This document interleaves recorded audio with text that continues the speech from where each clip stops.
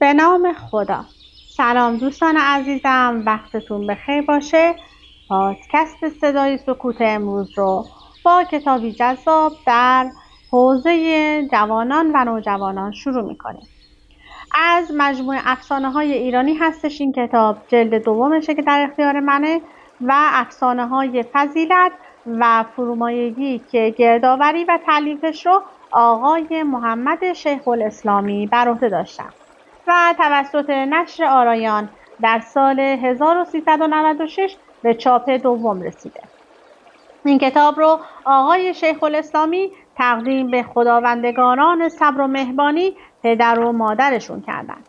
فهرست مطالب شامل مقدمه و پیشگفتار هستش و داستانهایی بر این عنوان: فضایل اخلاقی که شامل شجاعت، حق‌گیری، راستگویی و اخلاص، تسلیم رضای خدا بودن، عاقبت اندیشی، محبت به حیوانات، احترام به پدر و مادر هستش.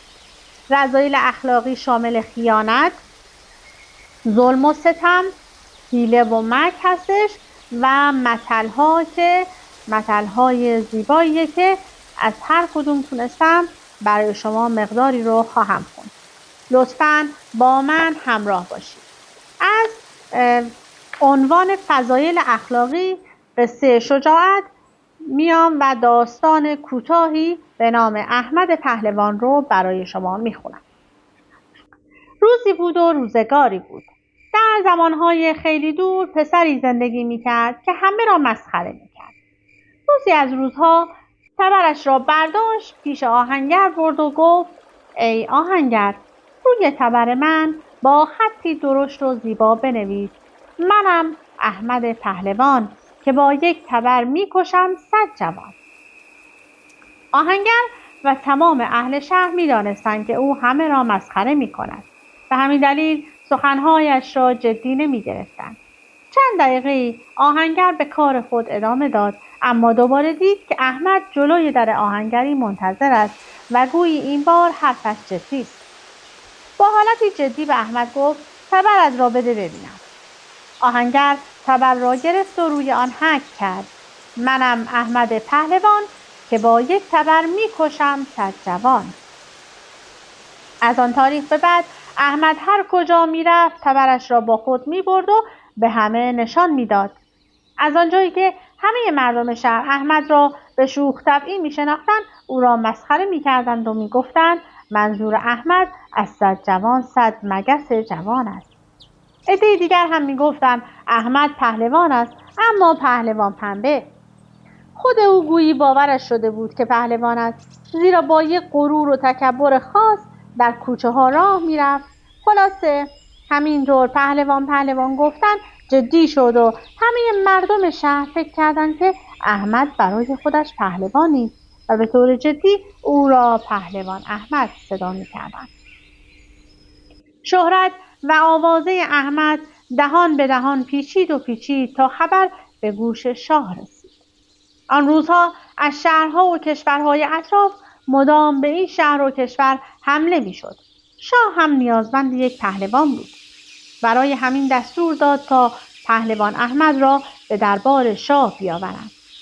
سربازان شاه بلافاصله به خانه پهلوان احمد رفتند و گفتند زود وسایلت را جمع کن که باید با ما به دربار بیایی. پادشاه به یک پهلوان واقعی نیاز دارد که شهر را از این وضعیت نجات دهد. احمد فکر کرد سربازان شوخی می‌کنند و گفت: من شوخی کردم، من اصلا پهلوان نیستم. آن جمله‌ای هم که روی تبرم نوشتم همینطوری است. سربازان گفتند: اولا وظیفه داری از کشورت دفاع کنی و باید از مردم محافظت کنی. دوم اینکه اگر نیایی به فرمان شاه همین الان تو را اعدام می‌کنه. خلاصه از سربازان اصرار و از احمد انکار. در نهایت احمد پذیرفت که به دربار شاه برود. شاه تصمیم گرفته بود که احمد پهلوان را در دربار نگه دارد. وقتی احمد وارد شد در مقابل شاه تعظیم کرد. احمد تا خواست سخن بگوید شاه حرفش را قطع کرد و گفت: مدت‌ها منتظرت بودیم ای پهلوان. خودت خوب می‌دانی که اوضاع شهر و کشور به هم ریخته است و از هر طرف دشمنان می‌خواهند به ما حمله کنند. از آن طرف شاه برای اینکه احمد پهلوان را در دربار نگه دارد اتاقی بزرگ و مجلل با چند خدمتکار و نوکر به او داد. احمد هرچی میگفت که من پهلوان نیستم شاه و اطرافیانش باور نمی‌کردند. خلاصه او در دربار ماندگار شد. روزی به شاه خبر دادند که دشمن با صدها نفر در حال پیشروی و حمله است و به زودی به شهر خواهند رسید. شاه بلافاصله پهلوان احمد را صدا زد و گفت خودت را آماده کن که باید به میدان جنگ بروی و خودت را نشان دهی. شاه دستور داد تا یک اسب چابک زین کردند و برای جنگ آماده شدند. احمد روی اسب نشست. از آنجا که تا به حال اسب سواری نکرده بود و اصلا اسب سواری بلد نبود به صورت مخفیانه طنابی برداشت، دو پا و کمرش را محکم به زین و شکم اسب بست، طوری که حتی نمیتوانست ذره‌ای تکان بخورد. همگی از جمله خود پادشاه فکر کردند که این حرکت یعنی بستن طناب یکی از فنون پهلوانی است. خلاصه به هر زور و زحمتی که بود پهلوان احمد پیش رفت و پشت سرش صدها سرباز به راه افتادند. دو سپاه روبروی هم صف کشیدند و برای جنگ آماده شدند. طبل جنگ زده شد. احمد پهلوان که از ترس هول کرده بود و نمیدانست چه کار باید بکند با دو پایش ضربه محکمی به پهلوی اسب زد. اسب هم در جا و در لحظه شروع به دویدن کرد. احمد هر کاری که کرد اسب را به طرف بیابان یا سپاه خودی هدایت کند نتوانست. اسب دقیقاً به طرف سپاه دشمن با سرعت میتازید و حرکت میکرد.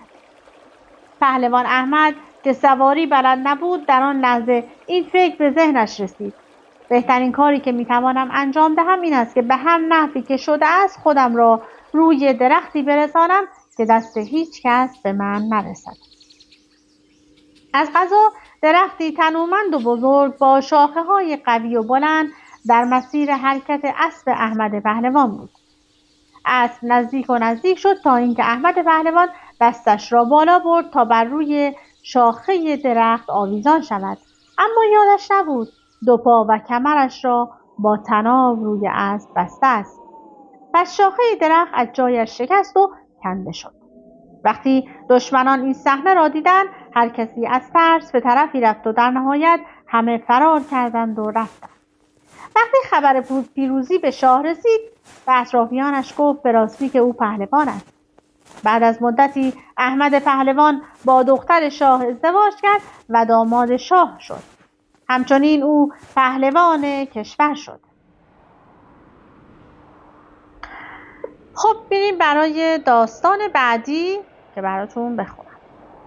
خب داستان بعدی از مجموعه حقگیری هستش که نام داستان حرف حسابه. روزی بود و روزگاری. در سالیان بسیار دور جوانی در شهر شیراز با مادرش زندگی میکرد. مادر جوان بسیار پیر بود و همیشه به مراقبت نیاز داشت. روزی پسر جوان برای اینکه مادرش بتواند خوب بخوابد پارچه ابریشمی بزرگی را به دو درخت بست. مادر را در پارچه ابریشمی که آن را شبیه به گهواره درست کرده بود خواباند و آرام آرام پارچه را تکان میداد. پسر مشغول تکان دادن گهواره بود که یکی از دوستان قدیمیش به دیدن او آمد. دوست پسر جوان که حال و روز او را دید به شوخی گفت بهتر است برای مادرت به دنبال همسری بگردی. پسر جوان جواب داد سن و زمان ازدواج مادر من دیگر گذشته و تمام شده است. دوستش خنده کرد و گفت اما مادر تو هنوز هم میتواند ازدواج کند. جوان گفت حتی اگر بتواند من نمیخواهم. خلاصه یکی جوان و یکی دوستش گفت و بینشان بحث شد. در این موقع پیرزن به سختی سرش را بالا آورد و گفت ننه جانم به قربانت، حرف حساب که ناراحتی ندارد. بریم برای داستان بعدی از مجموعه راستگویی و اخلاص هستش که میخوام براتون چوپان دروغگو رو بخونم. چوپان دروغگو. روزی بود و روزگار. در زمانهای نچندان دور چوپانی بود که هر روز صبح گوسفندان را به صحرا می‌برد. نزدیک ظهر که میشد نهارش را میخورد، از هم گله را برمیگرداند. چوپان ناقلای قصه ما عادت کرده بود که هر روز از نزدیک آبادی فریاد بزند: ای مردم، کمک کمک، گرگ همه گوسفندانم را خورد و تکه پاره کرد، کمک کمک. اهالی روستا که باورشان میشد گرگ به گله حمله کرده است با شتاب از خانه‌هایشان بیرون می‌آمدند تا به چوپان کمک کنند. اما وقتی به گله می‌رسیدند می‌دیدند خبری از گرگ نیست. در آن لحظه چوپان با صدای بلند می‌خندید و می‌رفت. روزی از روزها چند گرگ تیزدندان و بدجنس به گله چوپان حمله کردند و شروع کردند به خفه کردن و خوردن گوسفندان. چوپان که این صحنه را دید فریاد زد: مردم کمک! گرگ گوسفندانم را برد و خورد، کمک! اهالی روستا که صدای چوپان را شنیدند با خودشان گفتند: عجب رویی دارد این چوپان، از بس که دروغ میگوید خسته نمیشود. هرچه چوپان فریاد زد کسی به دادش نرسید که نرسید. سرانجام گرگ‌ها تمام گله او را خوردند. چوپان هم از اینکه دروغ گفته بود بسیار پشیمان شد. نام داستان بعدی از مجموعه تسلیم رضای خدا بودن هستش که میخوام روزی دست خداست رو برای شما بخونم. روزی بود و روزگاری. در زمانهای نچندان دور شاه عباس شبها در کوچه ها و خیابان ها قدم میزد تا از اوضاع کشور و مردمش با خبر شود. برای اینکه کسی او را نشناسد لباس گدایان را میپوشید. روزی از روزها از جلوی خانه عبور کرد. متوجه شد از درون خانه صدای خنده و شادی و ساز و تنبک میآید. با همان لباس گدایان در زد. پیرمردی در را باز کرد و گفت: چه میخواهی گدا؟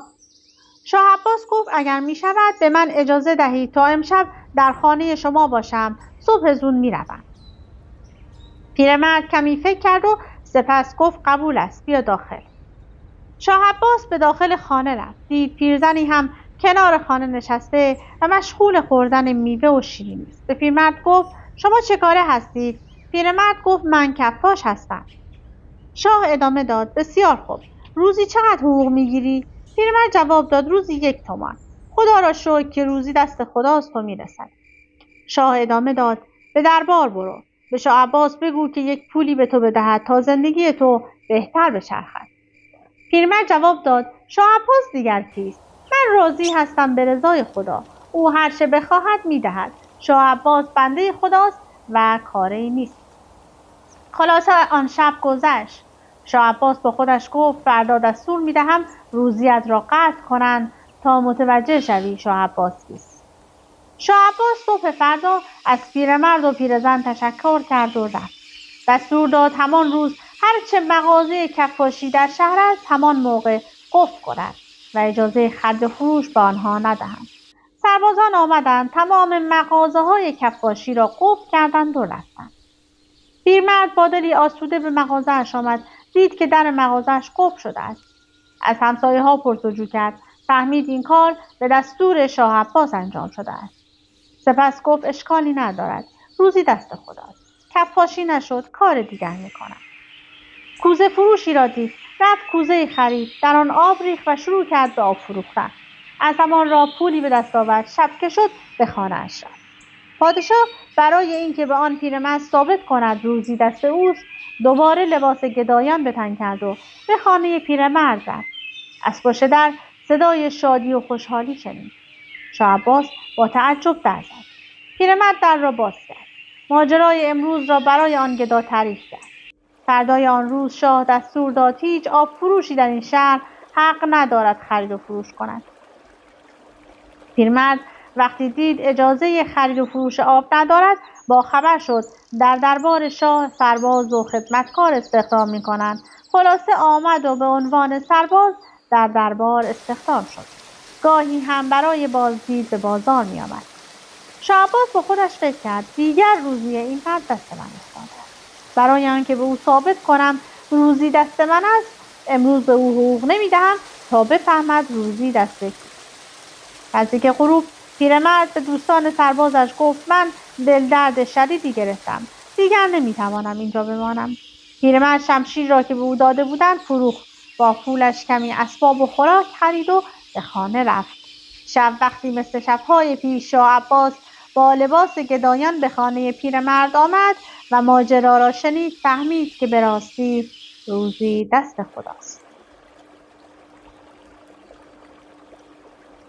نام داستان‌های بعدی که عنوان شده از عاقبت اندیشی هستش که من داستان هرچه کنی به خود کنی رو برای شما میخونم.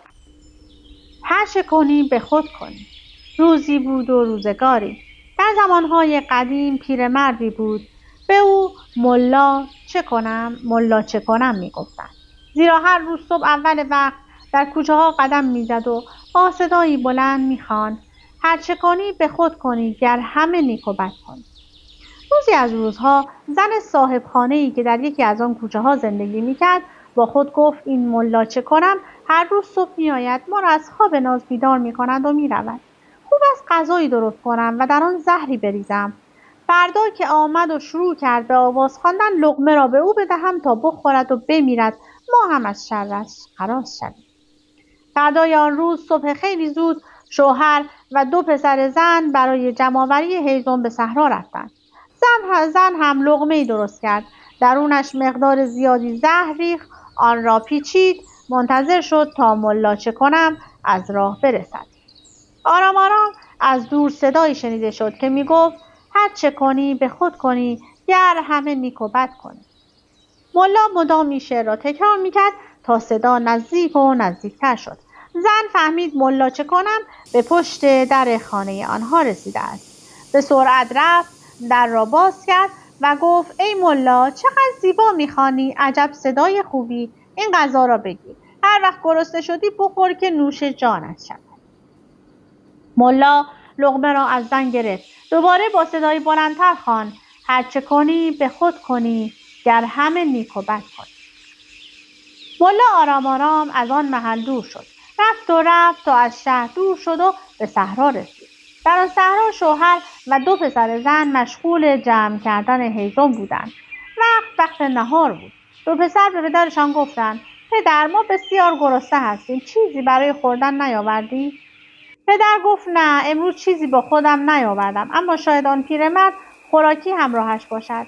مرد آمد و به ملا چه کنم گفت ای پیرمرد خوراکی همراه به خودت داری؟ 2 پسرم بسیار گرسنه هستند. ملا بلافاصله دست در جیبش کرد. آن لقمه‌ای که زن آن را به زهر آلوده بود بیرون آورد و گفت این لقمه را دارم، آن را 2 قسمت کن و 2 پسرت بده. پدر که از همه جا بیخبر بود لقمه را از وسط نصف کرد، قسمت اول را به یکی از پسرها و قسمت دوم را به پسر دیگرش داد. از ملا تشکر کرد. ملا هم وقتی میرفت با خود میخواند هر چه کنی به خود کنی گر همه نیک و بد کنی. پسرها آنقدر گرسنه بودند که به سرعت لقمه ها را خوردند. نزدیک غروب پسرها با پدرشان به خانه برمیگشتند.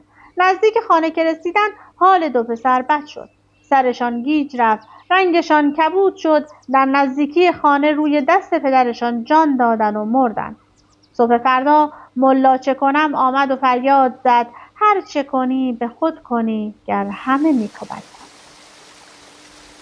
اما داستان بعدی از عنوان محبت به حیوانات هستش که من داستان ماهی قزل‌آلا رو برای شما میخونم. با من همراه باشید. روزی بود و روزگاری. در زمانهای قدیم پادشاهی شجاع و دلیر 3 فرزند داشت. هر 3 آنها پسر بودند. روزی از روزهاست جنگ سختی بین شهر و کشور این پادشاه با شهر و کشور دیگری رخ داد. از دست سرنوشت و قضای روزگار پادشاه قصه ما یک چشمش را از دست داد. روزها قصه می‌خورد، شبها هم از درد خوابش نمی‌برد. همه پزشکان شهر را دعوت کردند اما فایده نداشت. هیچ پزشکی نتوانست چشم پادشاه را درمان کند تا اینکه پزشک پیر و با تجربه‌ای از آن شهر عبور می‌کرد. او با خبر شد چون این اتفاقی برای شاه افتاده است. خلاصه راه درمان شاه را فهمید و قصد شاه رفت. سربازان به شاه گفتند قبله عالم، پیرمردی آمده است که ادعا می‌کند درمان درد شما را می‌داند. پادشاه که از این سخنان زیاد شنیده بود ابتدا قبول نکرد، اما به هر نحوی بود پیرمرد با تجربه خود را به اتاق شاه رساند. پادشاه بلافاصله به مرد گفت اگر درمانی که میگویی فایده نداشته باشد تو را میکشم. پیرمرد با خونسردی شرط پادشاه را پذیرفت. شروع به معاینه شاه کرد و گفت درمان شما را فهمیدم. باید در چشم شما قطره‌ای از خون ماهی قزل آلا ریخته شود تا چشمتان کاملا خوب شود. پادشاه برای آخرین بار به حرف یک پزشک اعتماد کرد. 3 پسرش را به حضور طلبید. پسر اول خود را فرستاد تا برای پدر ماهی قزل آلا شکار کند و بیاورد. پسر وسایلش را جمع کرد و راه افتاد. پسر پادشاه به چشمه‌ای رسید. هرچه تلاش کرد نتوانست ماهی قزل آلا شکار کند. دست از پا درازتر برگشت. به پدرش گفت هرچه تلاش کردم نتوانستم ماهی قزل آلا شکار کنم. پادشاه انقدر عصبانی شد که دستور داد پسرش را اعدام کنند. نوبت به پسر دوم رسید. او نیز مانند برادر بزرگترش وسایلش را جمع کرد و راه افتاد. بسیار تلاش کرد. توانست یک ماهی قزل آلای کوچک شکار کند. خوشحال و شادمان ماهی را در سبدی گذاشت. کنار چشم استراحت کرد. در این لحظه گربه‌ای آمد و ماهی را برد. پسر از خواب بیدار شد. باورش بر این بود که ماهی درون سبد است. خلاصه آمد تا به قصر پدرش رسید. شاه بلافاصله پرسید چه شد؟ آیا توانستی ماهی شکار کنی یا تو نیز مانند برادرت دست از پا درازتر برگشتی؟ پسر گفت نه پدرجان، برایتان ماهی قزل آلایی شکار کردم و درون سبد گذاشتم. پسر دستور داد سبد را آوردند. پادشاه در سبد را باز کرد اما خبری از ماهی نبود. تنها استخوان ماهی آنجا بود. پدر رو به پسر کرد و گفت مرا مسخره کرده ای پسر گستاخ، در سبد که چیزی نیست. پسر هرچه اصرار کرد یک ماهی قزل آلا در سبد بوده است پدر باورش نشد. از شدت عصبانیت همانجا دستور داد پسر دوم را نیز اعدام کند. این بار نوبت به پسر سوم شاه رسید. او میبایست برای پدرش ماهی قزل آلا شکار میکرد. پسر سوم هم مانند 2 برادرش وسایل ماهیگیری را جمع کرد و راه افتاد. به چشمه که رسید تورش را به درون آب انداخت. مدتی کنار چشمه منتظر نشست تا اینکه حس کرد تور دارد تکان میخورد. به سرعت از جایش بلند شد. دید یک ماهی قزل آلا درون تور گرفتار شده است. خوشحال و خندان ماهی را از آب بیرون آورد. ماهی روی خشکی بالا و پایین میپرید. وقتی پسر سوم شاه این صحنه را دید دلش به حال ماهی سوخت. بلافاصله آن ماهی را از تور رها کرد و به درون آب انداخت. بدون هیچ ماهی به سوی قصر راه افتاد. پادشاه از او پرسید تو چه کردی؟ پسر سوم بدون هیچ گونه مقدمه چینی میگوید نتوانستم پدر. شاه او را از خانه بیرون می‌کند و خوشبختانه او را نمی‌کشد. این پسر به شهر می‌رود. آنجا به هر زحمتی که هست کاری پیدا می‌کند. از صبح تا شب کار می‌کند تا لقمه نان به دست آورد. کار پسر خیاطی بود. او شاگرد یک خیاط شده بود. روزی از روزها خیاط باشی به پسر می‌گوید پسر جان تو تا به حال چیزی از زندگی خود برای من نگفتی. الان وقتش رسیده است برای من از زندگی خودت بگویی. پسر از سیر تا پیاز ماجرا و زندگی خود را برای خیاط باشی تعریف می‌کند. حتی اینکه چطور ماهی قزل آلا را گرفت اما چون دلش برای آن ماهی سوخت او را رها کرد. اینکه پدرش به خاطر همین کار او را از قصر بیرون کرد. در این لحظه خیاط باشی به پسر گفت من همان ماهی قزل آلا هستم که تو او را آزاد کردی. من در ازای نجات دادن جانم و آن کار نیکی که تو در حق من کردی تو را از بدبختی نجات دادم. داستان بعدی از عنوان احترام به پدر و مادر هستش که من داستان سپند در وصیت پدر رو برای شما میخونم. سپند در وصیت پدر. روزی بود و روزگاری. در زمانهای خیلی دور تاجری بود. او از تمام دارایی این دنیا فقط یک پسر داشت. روزی از روزها مرد تاجر بیماری سختی گرفت. به شدت مریض شد. او به پسرش وصیت کرد: ای پسرم، بعد از من تو 3 کار را انجام نده. اول اینکه با کسی به دیگران ظلم می‌کند دوست و رفاقت نکن. دوم اینکه از آدم خسیس پول قرض نگیر. سوم اینکه راز دلت را به همسرت نگو. اگر در این 3 مورد دقت نکنی به دردسر می‌افتی. پس از مدتی تاجر فوت کرد. پسر با خودش گفت: پدرم به من چند مورد را یادآور شده بود. یک، اینکه با آدم ظالم دوست نشوم. دوم اینکه از آدم خسیس پول نگیرم. سوم اینکه راز دلم را به همسرم نگویم. حالا اگر من این کارها را انجام دهم چه می شود؟ تصمیم گرفت به وصیت پدر عمل نکند و کار خودش را بکند. با یکی از اهالی شهر که به ستمگری معروف بود دوست شد. هر روز آن ستمگر را به گردش می برد، برایش لباس و خوراک می خرید.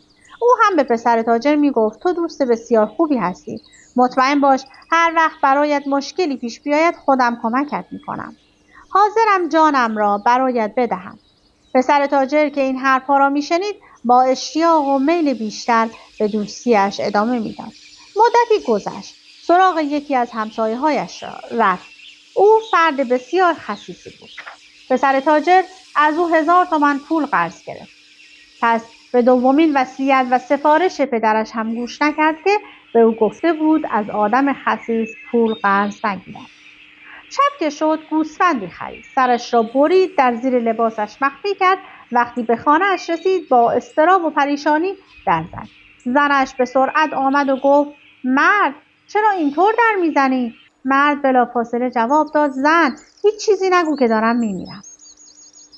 مرد آهسته آمد، سر گوسفند را درون صندوقچه گذاشت. به زنش گفت: زن، به جای این حرفا برو و قفلی بیاور. زن پرسید: قفل برای چه؟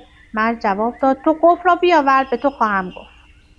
القصه زن قفل را آورد و مرد سر خونی گوسفند را داخل صندوقچه گذاشت. آن را قفل کرد، خودش را به روی زمین انداخت، مدام فریاد میزد: خدایا چه کنم؟ امروز چه کنم؟ فردا چه کنم؟ چه جواب بدهم؟ زن: بیچاره شدیم. زن آمد و گفت: مرد، چرا اینطور میکنی؟ چه شده است؟ مرد جواب داد: زن، بیچاره شدیم. همین روزها که به سراغم بیایند. زن گفت: چه کسی به دنبالت بیاید؟ چرا نمیگویی؟ مرد، جانم به لب رسید.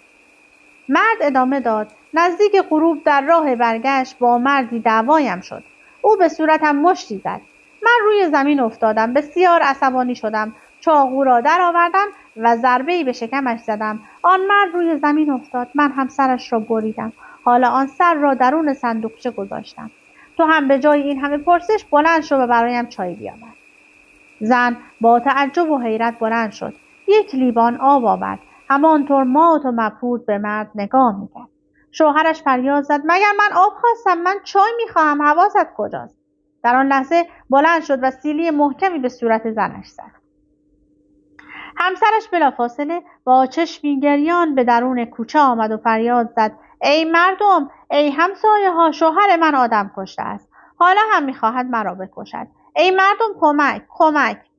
تمام اهالی کوچه و محل آمدند. مرد را گرفتند، به قاضی خبر دادند چون این اتفاقی افتاده است. قاضی پرسید: اسمش چیست؟ مرد گفتند: میرزا علی، همان کسی که هر روز با آن مرد ستمگر میگردد. قاضی دستور داد مرد ستمگر را آوردند. به او گفت: آیا تو میرزا علی میشناسی؟ او چطور آدمی است؟ مرد ستمگر که میدانست میرزا علی آدم بسیار خوبی است به روی خودش نیاورد و گفت: من او را نمیشناسم، فقط میدانم خانه‌اش کجاست، چیز دیگری نمیدانم. قاضی دستور داد میرزا علی را آوردند.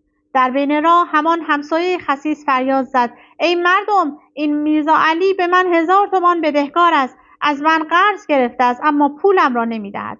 من از او شکایت دارم.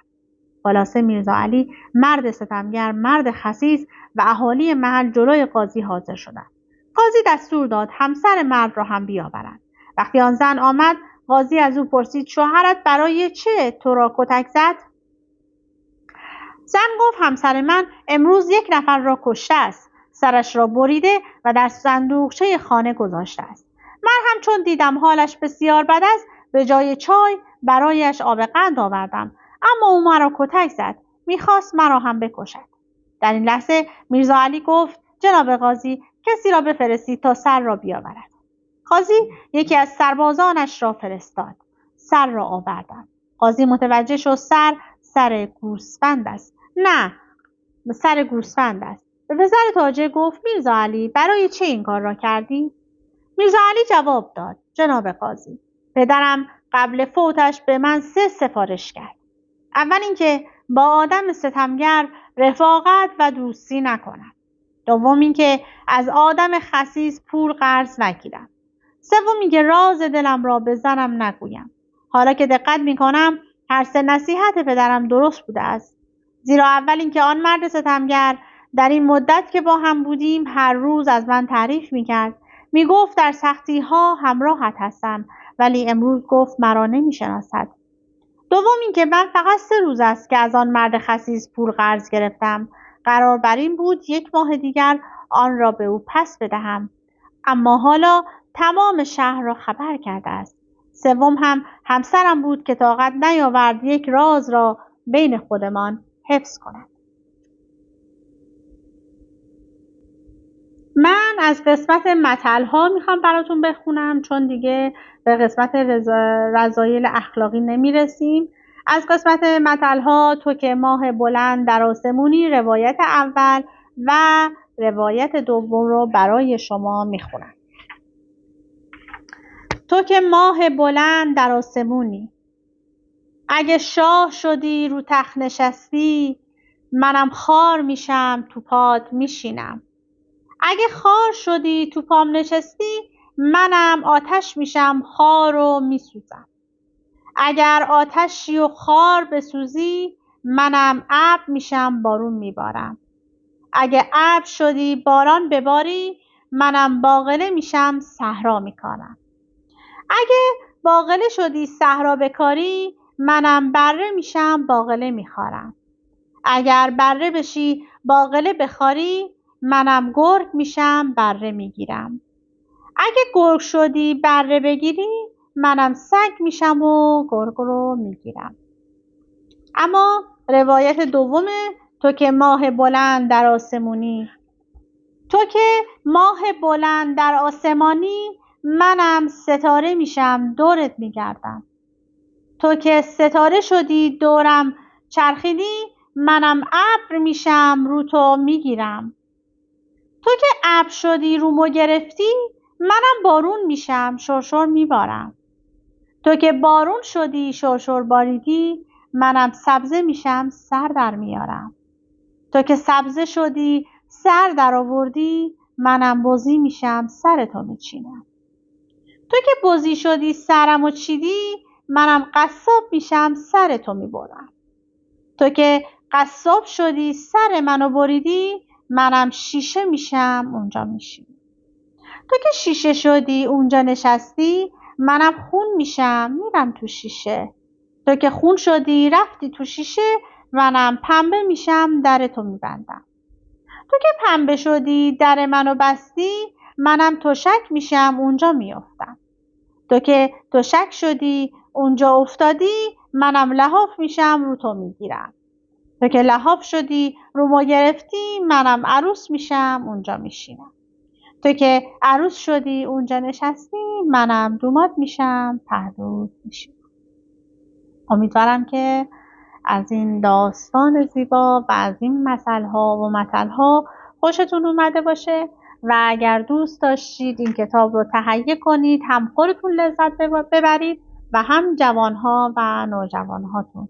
از اینکه با من همراه بودید سپاسگزارم. تا ویس بعدی، خدا نگهدار.